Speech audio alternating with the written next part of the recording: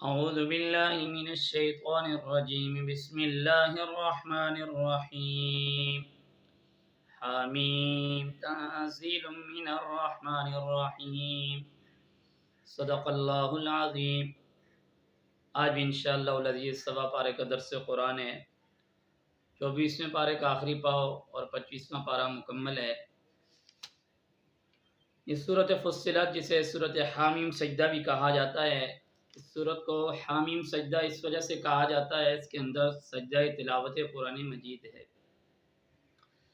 اس سورت کا آغاز بھی حروف مقطعات سے ہوتا ہے، جس کا معنی اور مفہوم اللہ تبارک و تعالیٰ کی ذات ہی جانتے ہیں۔ قرآن مجید کے اندر وہ صورتیں جن کی ابتدا حامیم سے ہوتی ہیں وہ 7 ہیں، جن کو حوامیم سبع یا آل حامیم بھی کہا جاتا ہے۔ جس طریقے پر یہ صورت نازل ہوئی ہے یہ اسی ترتیب سے قرآن مجید کے اندر موجود بھی ہے۔ یہ صورت قرآن کریم کے حقانیت پہ جس طریقے پر قرآن کریم کے اندر جو صورتیں ان حروف مقطعات سے نازل ہوئی ہیں، ابتدا ہے ان کی، وہ قرآن کریم کے حقانیت پہ، قرآن کریم کے واضح ہونے پر ثبوت پیش کرتی ہیں، اور اسی طریقے پر اس صورت کے اندر تمام صورت کے اندر احکام، معانی، مضامین، مقاصد، قصص اور مواعظ، احکام، امثال، وعدے، وعیدیں، یہ سب کل بالکل واضح ہیں۔ اور اس کے بعد یہ صورت جو ہے مشرکین کفر و شرک پر تعجب کا اظہار بھی کرتی ہیں کہ جو اللہ کی عظمت، اللہ کی شان، اللہ کی کبریائی، اللہ تبارک و تعالیٰ کی رفعت منقبت، اللہ تبارک و تعالیٰ کی ذات کو پہچاننے کے بعد بھی پھر بھی اللہ کا انکار کرتے ہیں۔ آگے صورت کے اندر قوم عاد اور قوم ثمود کا بھی تعارف ہے۔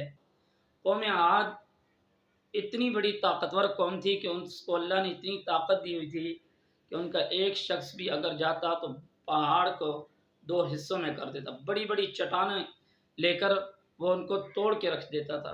ہونا تو یہ چاہیے تھا کہ اللہ نے اتنی بڑی طاقت دی ہوئی ہے تو اس کا شکر ادا کیا جاتا، لیکن وہ اس کا انکار کرتے اور ناشکری کرتے، پھر اللہ نے اس قوم کو اپنے عذاب میں پکڑ لیا۔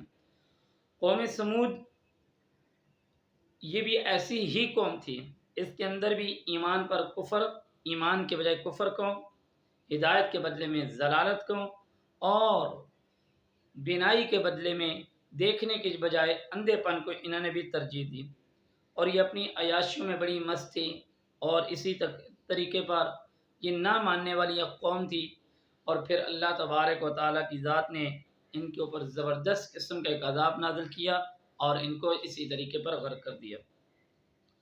قوم عاد، قوم سمود جیسی سرکش قوموں پر دنیاوی عذاب کا تذکرہ کرنے کے بعد اخروی عذاب کے بارے میں بتایا، جب اللہ کے دشمنوں کو اللہ کے حضور جمع کیا جائے گا اور وہاں ان کے اعضاء یہاں تک کہ ان کے جسم کی کھال ان کے خلاف گواہی دے گی، اور یہ صورتیں متکبرین، منکرین کے مقابلے میں مخلصین، مومنین کا تعارف بھی کرواتی ہیں، جن کی نمایاں خصوصیت یہ ہے کہ مومن وہ ہوتا ہے جو کہتا ہے کہ بے شک میرا رب اللہ ہے، پھر اس پہ ڈٹ بھی جاتا ہے بلکہ کٹ بھی جاتا ہے۔ اس پہ جتنے بڑا مسئلہ، جتنی بڑی تکلیف، مصیبت آ جائے، وہ جب ایمان لے کر آ جاتا ہے اس کے بعد وہ اس سے دور نہیں ہوتا بلکہ اسی کے اوپر قائم رہتا ہے۔ یہ مومن مسلمان کی ایک شان ہے اور یہ ایک مومن مسلمان کی پہچان ہے۔ اس صورت کے اختتام، اس پارے کے اختتام پر رب تعالیٰ عدل کو بیان کرتے ہیں۔ فرمایا جو نیک عمل کرتا ہے سو اپنے لیے کرتا ہے، جو برے کام کرتا ہے سو ان کا وبال بھی اسی پر پڑے گا، اور تیرا رب بندوں پر ظلم کرنے والا نہیں ہے۔ آگے پارہ نمبر 25 شروع ہو رہا ہے۔ 24ویں پارے کے آخر میں اللہ نے عدل کا بیان کیا تھا، اور جس کی وجہ سے قیامت کے دن کسی پر بھی ظلم نہیں ہوگا۔ اب 25ویں پارے کے شروع میں قیامت کے وقوع کے متعین کی تاریخ کا علم ہے، صرف اللہ ہی کو ہے۔ لوگ خرید و فروخت کے اندر دنیاوی معاملات میں لگے ہوئے ہیں، اور قیامت جو ہے وہ قریب ہے، لوگوں کو اس چیز کی فکر نہیں ہے، اور قیامت کب قائم ہوگی اس کا علم اللہ کی ذات کو ہے۔ سورۃ حامیم کے افتتاح پر اللہ تعالیٰ نے اپنے بندوں کے ساتھ وعدہ فرمایا ہے و اس کائنات اور خود انسان کی ذات کے اندر جو راز ہیں ان کے بارے میں انہیں مطلع فرمائے گا۔ یہ راز جب کھلیں گے تو ہر کوئی جان لے گا یہ کتاب برحق ہے۔ اس کے بعد اللہ تبارک و تعالیٰ کی ذات نے اپنی تکوینی دلائل کو اس صورت کے اندر بیان کیا، جن کو آج انسان دیکھ کر کے مشاہدہ کر کے ہونا تو یہ چاہیے کہ ان کے اوپر ایمان لے آئے کہ اللہ کی ذات موجود ہے۔ آج انسان نے سمندر کے اندر سے راستے بنا لیے، آج انسان نے سورج اور چاند کے راستے اپنا لیے، آج انسان نے بڑی بڑی وہ چیزیں جو اس سے پہلے نہیں تھیں آج کے ترقیاتی دور کے اندر اس نے دیکھ لیا۔ اب حکم یہ ہے کہ ان انسان کو چاہیے کہ وہ اللہ تبارک و تعالیٰ کی ذات پر ایمان لے آئے۔ آگے سورۃ شورا، یہ مکی صورت ہے۔ اس صورت کے اندر بھی دوسری مکی صورتوں کی طرح وہی اور رسالت اور قرآن کریم کی ابتدا سے بات ہوتی ہے، اور سب سے پہلے قرآن کریم کا اعجاز بتلانے اور اس کی مثل لانے کے لیے مخالفین کو یہ بات بیان کی گئی کہ تم نے نہ اس سے پہلے نہ آج تک نہ آئندہ کبھی اس قرآن کے مقابلے میں کبھی بھی کوئی چیز نہیں لا سکو گے۔ یہ اس صورت کی ابتدا بھی حروف مقطعات سے ہوتی ہیں، اور حروف مقطعات سے ذکر کرنے کے متصل بعد آپ صلی اللہ علیہ وآلہ وسلم کو خطاب کرتے ہوئے فرمایا گیا، اسی طرح تمہاری طرف اور تم سے پہلے لوگوں کی طرف وہی کرتا ہے اللہ، واللہ جو کہ غالب و حکیم ہے۔ گویا وہی کا سرچشمہ و اولین و آخرین کے لیے ایک ہی ہے، درمیان میں اللہ کی عظمت اور جلالت بیان کرنے کے بعد وہی اور قرآن کا ذکر ہے۔ ارشاد ہوتا ہے، اسی طرح تمہارے پاس قرآن عربی میں بھیجا تاکہ تم بڑے گاؤں یعنی مکہ کے رہنے والوں اور جو لوگ اس کے گرد رہتے ہیں ان کو راستہ دکھا سکو۔ اور اس کے بعد حضرت نوح علیہ السلام، حضرت ابراہیم علیہ السلام، حضرت موسیٰ، حضرت عیسیٰ علیہ السلام اسی دین کی دعوت کے لیے دنیا میں بھیجے گئے، اور ان کے ماننے والوں نے اس دین کے اندر تفرقہ بازی کر دی جس سے ان کو منع کیا گیا۔ لیکن اہل کتاب ماد حسد، کینہ، بغض، عداوت کے اندر مبتلا ہو گئے۔ ہمارے آقا صلی اللہ علیہ وآلہ وسلم کو اللہ نے مبعوث فرمایا اور حکم دیا، آپ اس دین کی طرف دعوت دو جس طرح تمہیں حکم دیا گیا، اور اس پر مضبوطی سے قائم ہو جاؤ، ان لوگوں کی خواہشات کی اتباع نہ کرو۔ اور آگے مومن اور مسلمان کی چند صفات کو بیان کیا جا رہا ہے۔ وہ صفات کیا ہیں؟ وہ اپنے رب پر بھروسہ رکھتے ہیں، بڑے بڑے گناہ اور بے حیائی کے کاموں سے پرہیز کرتے ہیں، اگر غصہ آ جائے تو معاف کرتے ہیں، رب کی فرما برداری کرتے ہیں، نماز کی پابندی کرتے ہیں، اپنے کام باہمی مشورے سے کرتے ہیں، اللہ کے دیے ہوئے مال میں سے اللہ کی راہ میں خرچ کرتے ہیں، اگر ان پر کوئی ظلم اور زیادتی کرے تو مناسب طریقے سے بدلہ لیتے ہیں۔ یہ صفات جو ہیں کہ آج کے مسلمان کو بھی چاہیے ان کو اپنانے کی ضرورت۔ آج مسلمانوں کے پاس دین کا بہت بڑا حصہ موجود ہے، دین موجود ہے، سب کچھ موجود ہے، نہیں موجود تو عمل موجود نہیں۔ آگے سورۃ الزخرف ہے، یہ مکی صورت ہے۔ اس صورت کو زخرف اس وجہ سے کہا جاتا ہے، اس کے اندر سورۃ الزخرف کا لفظ ہے جس کا معنی جو سونے اور زینت کے معنی میں آتے ہیں۔ اس صورت کا موضوع اصول ایمان اور اس صورت کی ابتدا بھی دوسرے حوامیم کی طرح حضرت صلی اللہ علیہ وآلہ وسلم کے دائمی یعنی ہمیشہ کے معجزے قرآن کریم کے ذکر سے ہوتی ہے۔ اللہ نے اس روشن اور واضح کتاب کی قسم کھا کر فرمایا، ہم نے اس قرآن کریم کو عربی میں نازل کیا تاکہ تم سمجھے یہ قرآن بڑی کتاب یعنی لوح محفوظ پر سے ہوئی ہے اور بڑی فضیلت اور عظمت والی ہے۔ اور اس کے بعد سورۃ الزخرف میں دلائل قدرت کے بیان کرتی ہے، یہ آسمان کی نیلی چھت، یہ زمین کا فرش، یہ بلند و بالا پہاڑ، یہ بہتی ہوئی نہریں، یہ تا حد نظر پھیلے ہوئے سمندر، یہ آسمان سے قطرہ قطرہ برسنے والی بارشیں، یہ بے شمار اللہ تبارک و تعالیٰ کی ذات نے اپنے دلائل بیان کیے کہ یہ کون ذات ہے جس نے یہ آسمان سے بارش برسائی، زمین سے غلہ اگایا، پہاڑوں سے چشمے جاری کیے، یہ کون ہے جو پانی کے نظام کو چلا رہا ہے، یہ کون ہے جو ہواؤں کو چلا رہا ہے، یہ ذات کون سی ہے؟ ایک اللہ کی ذات ہے۔ آگے صورت زمانہ کے جاہلیت کی ایک اور انتہائی قابل نفرت صوت کا تذکرہ ہے، وہ یہ کہ ایک طرف ان کی نفسیات یہ تھی کہ وہ بیٹیوں سے سخت نفرت کرتے تھے، اور دوسرا ان کے اندر جو سب سے بڑی جاہلیت تھی وہ یہ کہ وہ بیٹیوں کی نسبت اللہ کی طرف کرتے تھے۔ اور اس کے بعد صورت زخرف میں حضرت ابراہیم علیہ السلام کا تذکرہ موجود ہے، جن کے بارے میں مشرکین کا دعویٰ ہے کہ ہم ان کی ملت پر ہیں۔ یہاں ان کے کچھ دعووں کی تردید کی جا رہی ہے۔ یہ بتوں کے بجائے کس منہ سے اپنے آپ کو ان شریعت کے پیروکار کرا دیتے ہیں؟ حالانکہ حضرت ابراہیم علیہ السلام تو سختی سے ان بتوں کی پوجا سے لوگوں کو منع کرتے تھے اور ان کے سخت ترین مخالف تھے۔ اور اس کے آخر میں جناب نبی کریم صلی اللہ علیہ وآلہ وسلم کو ان مشرکین کو اسی ملت ابراہیمی کی دعوت دی گئی ہے کہ تم بھی ان کو اسی ملت کی دعوت دو۔ اور ان کے اندر یہ تھا کہ وہ اس دعوت کو سحر اور آپ علیہ السلام کو ساحر کہتے تھے، یعنی آپ کو جادوگر، اور آپ کے کلام کو سحر کہتے تھے۔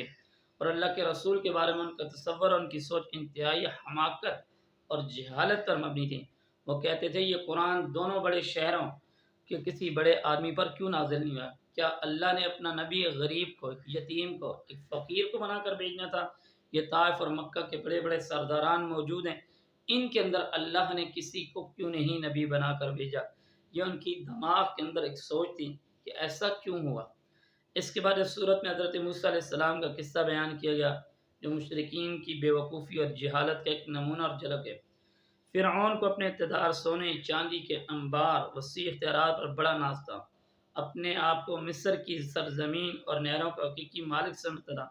حضرت موسیٰ علیہ السلام کو کم نظر، حقارت کی نظر سے دیکھتا تھا۔ پھر یوں ہوا اسی نہروں اور دریاؤں میں اللہ پاک کی ذات نے اس کو غرق کر دیا اور آنے والی قوموں کے لیے اس کو نشان عبرت بنا دیا۔ اور آگے فرمایا تم ان سے منہ پھیر لو اور سلام کہہ دو، وہ عنقریب اپنے انجام کو پہنچ جائیں گے۔ آگے سورۃ الدخان ہے۔ دخان کا معنی ہے دھواں، چونکہ اس سورت میں دخان کا ذکر موجود ہے جو مشرکین کو قحط کے زمانے میں شدید بھوک کی وجہ سے دکھائی دیتا تھا، اس لیے اس سورت کو سورۃ الدخان کہا جاتا ہے۔ اس سورت کے ابتدا میں بھی اللہ تعالیٰ نے کتاب مبین یعنی واضح کتاب قرآن مجید کو کھلم کھلا نشانی اور اس کی قسمیں اٹھائی ہیں کہ یہ کتاب جو ہے ہر اعتبار سے واضح ہے۔ اس کا اعجاز، اس کی امتیاز، اس کی خصوصیات، اس کے معجزات، اس کی کرامات وہ واضح ہیں۔ تمہیں چاہیے کہ اس کے احکام پر، اس قرآن کریم کے اوپر ایمان لے آؤ۔ اور آگے فرمائے کہ یہ کتاب جس کو ہم نے نازل کیا ہے یہ بہت برکت والی رات کے اندر نازل ہوا ہے، اس راتوں سے افضل ہے۔ یہ کتاب اللہ نے بندوں پر رحمت کے طور پر نازل کی ہے، ورنہ وہ بندوں کی عبادت کا محتاج نہیں ہے۔ اللہ کی ربوبیت کا تقاضا ہے کہ وہ بندوں کو ہدایت سے محروم نہ رکھے، لیکن مشرکین کفار قرآن اور موت کے بعد کے بارے میں شک کرتے تھے۔ حضور علیہ السلام کے زمانے کے ان فرعونوں کو موسیٰ علیہ السلام کی مخالفت کرنے والے فرعون کے انجام سے ڈرایا گیا اور ان کو بتایا گیا کہ تم بھی اس فرعون کی طرح نہ بنو جو موسیٰ علیہ السلام کے دور کا فرعون تھا، بلکہ اللہ تو تمہیں حضور علیہ السلام کے ذریعے ہدایت دینا چاہتا ہے اور تم ایمان لے آ جاؤ۔ لیکن وہ اس چیز سے عاری ہو گئے اور انہوں نے اس چیز سے انکار کر دیا۔ اس پارے کی آخری سورت کا نام ہے سورۃ الجاثیہ۔ سورۃ الجاثیہ یہ مکی سورت ہے۔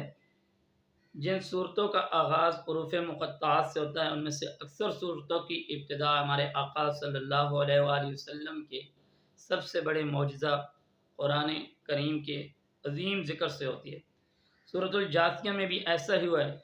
جاثیہ کا معنی ہے گھٹنوں کے بل بیٹھنے والا، چونکہ قیامت کے دن لوگ خوف، ہیبت، ڈر اور اس حالت میں ہوں گے کہ وہ اس کے ڈر اور اس کے خوف کی وجہ سے کانپ رہے ہوں گے اور گھٹنوں کے بل بیٹھیں گے، اس لیے سورت کا نام سورۃ الجاثیہ رکھا گیا ہے۔